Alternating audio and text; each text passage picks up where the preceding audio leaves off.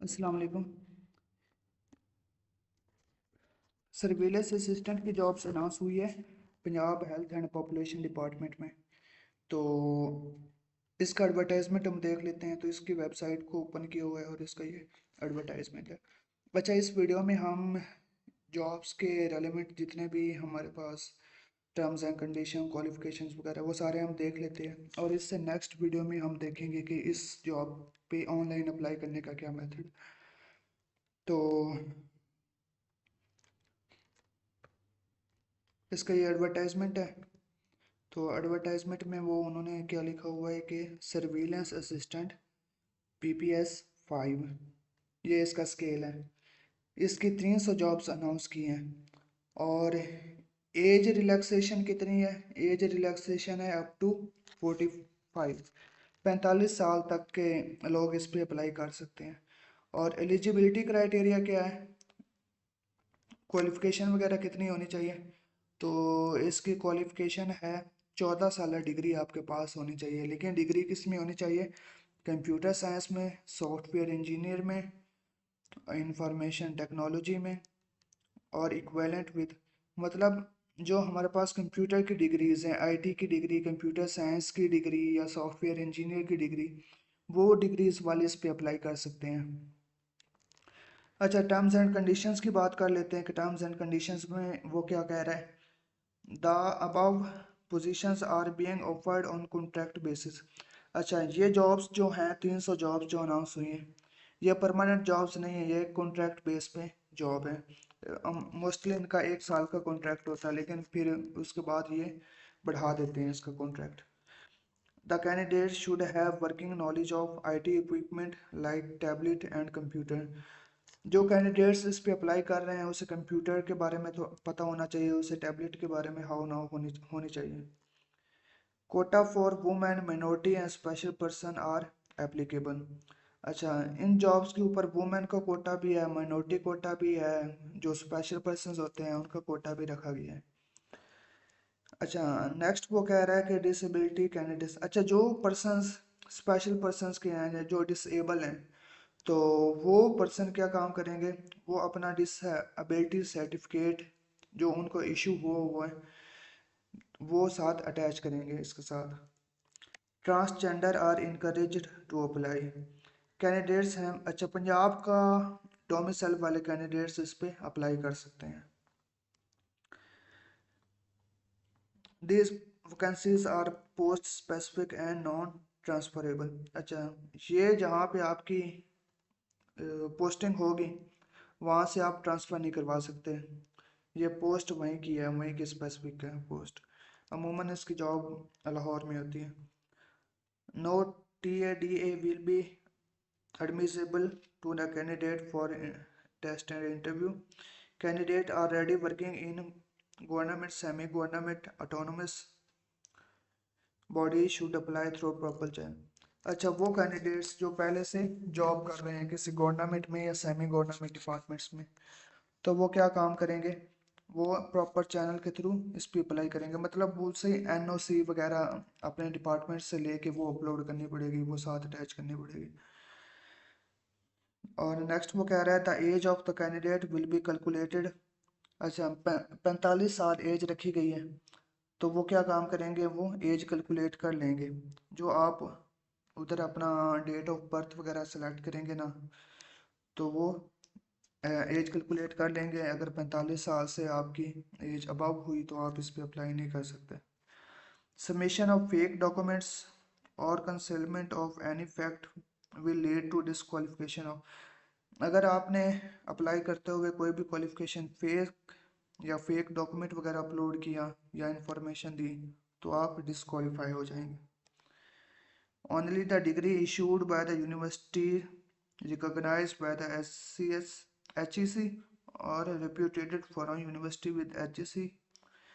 अच्छा, वो यूनिवर्सिटीज जो HEC के साथ लिंक हैं, मतलब कोई ऐसी डिग्री ना हो आपके पास जिस पे वो यूनिवर्सिटी हो जाए HEC के साथ लिंक ही नहीं है, तो वो वाले नहीं अप्लाई कर सकते। HEC के साथ वो यूनिवर्सिटी लिंक होनी चाहिए। सारी यूनिवर्सिटीज़ HEC के साथ लिंक होती है।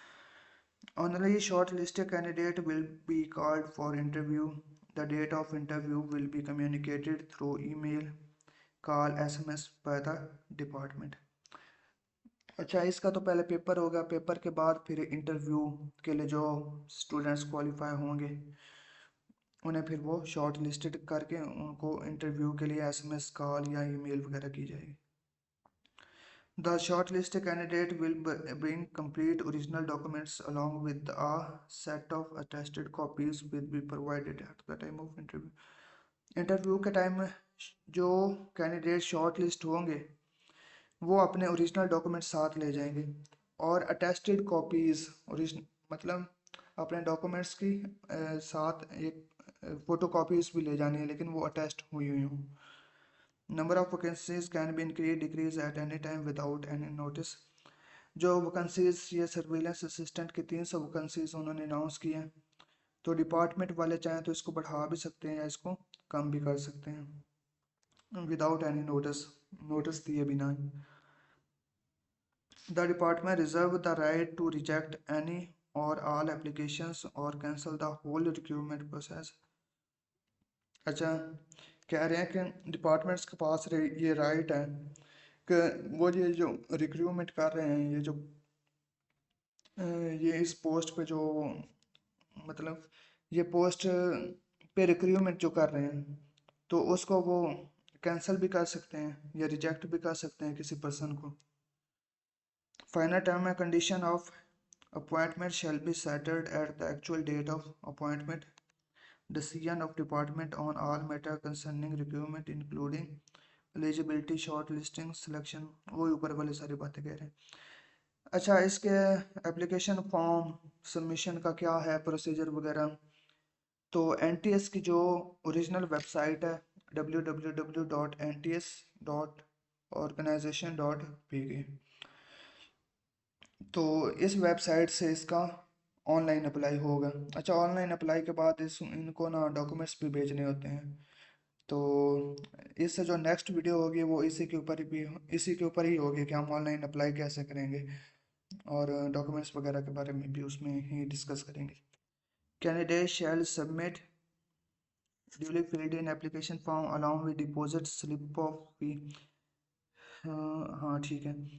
अच्छा, वो कह रहे हैं कि जो डॉक्यूमेंट्स हम इनको पार्सल करेंगे उसमें एक तो आपकी एप्लीकेशन फॉर्म होनी चाहिए, जो आप अप्लाई करेंगे उसका वो एप्लीकेशन फॉर्म देंगे वो अटैच करनी है. साथ आपने डिपॉजिट स्लिप, इसकी फ़ी भी है. फ़ी जब आप पे करेंगे, फ़ी आप बैंक में भी पे कर सकते हैं, आप इजी पैसा जैस कैश ऐप से भी पे कर सकते हैं. One bill participating bank. अच्छा, नेक्स्ट में वही कह रहा था.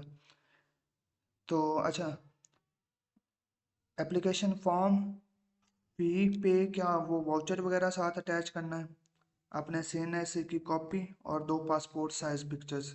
ये चीज़ें आपने अटैच करके उनको कुरियर भेजनी है.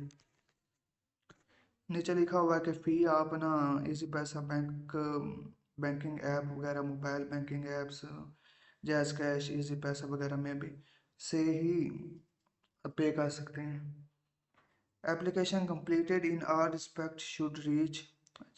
इस पे लास्ट डेट क्या, अप्लाई करने की लास्ट डेट इसकी है 18 जून 2026. 18 जून 2026 इसकी लास्ट डेट है अप्लाई करने की. आज 5 जून है और 18 जून इसकी लास्ट डेट अप्लाई करने की.